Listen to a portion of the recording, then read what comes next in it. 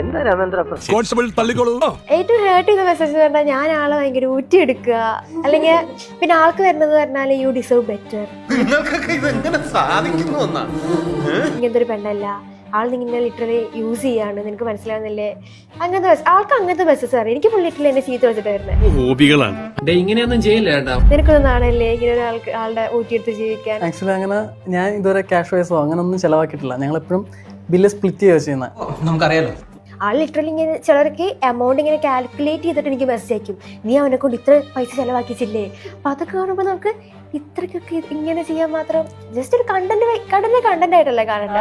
പച്ചവെള്ളം ചവച്ചു കുടിക്കണ പഞ്ചപാവം അങ്ങോട്ട് ഇറങ്ങിയില്ലേ വിശദീകരിച്ച് നാറാൻ നിൽക്കണ്ട. അപ്പൊ ഇങ്ങനെയൊക്കെ ചെയ്യുമ്പോ ഫസ്റ്റ് ഒക്കെ ഒരു വിഷമം തോന്നിയിരുന്നു, പിന്നെ അത് ശീലമായി. ഇപ്പോഴും ആ ഷോക്ക് എനിക്ക് മാറിയിട്ടില്ല.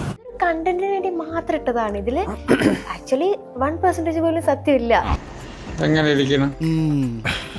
അവളുടെ ഐഡിയ ആണ് ഫുള്ള്. ഈ ടെസ്റ്റിംഗ് എന്നുള്ളത് എന്റെ ഐഡിയ ആണ്, പക്ഷെ ടിൻഡർ എന്നുള്ള കോൺസെപ്റ്റ് ആളുടെ ഐഡിയ ആണ്. കോപ്പേ ഇത്തരം ചില തൊട്ടി നമ്പറുകൾ വെച്ച് കൂടുതൽ അങ്ങോട്ട് പൊലിപ്പിക്കണ്ട. ഈ വീഡിയോ വൈറലായ സമയത്ത് ഞാൻ കൊച്ചിയിലായിരുന്നു.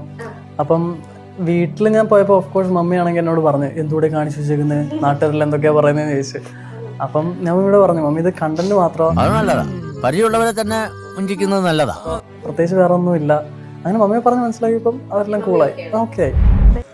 അതുകൊണ്ട് ഈ നാറ്റം മാറണമെങ്കിലേ എന്തെങ്കിലും വലുതായിട്ട് ചെയ്ത് കാണിക്കണം. ബന്ധുക്കള് അങ്ങനെ കുറെ പരിപാടിയില്ല. അവരിങ്ങനെ ഇടയ്ക്ക് നമ്മോട് ഞാൻ ചോദിക്കും, മോള് ഇത്രയൊക്കെ പഠിപ്പിച്ചിട്ട് മോൾ എന്തെങ്കിലും നടക്കുന്നത്. അമ്മ അത്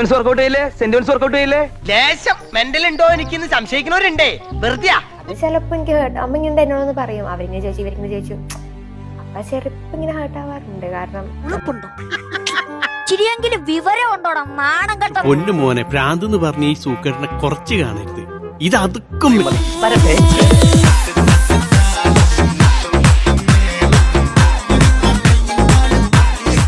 എന്റെ ദൗത്യം കഴിഞ്ഞു.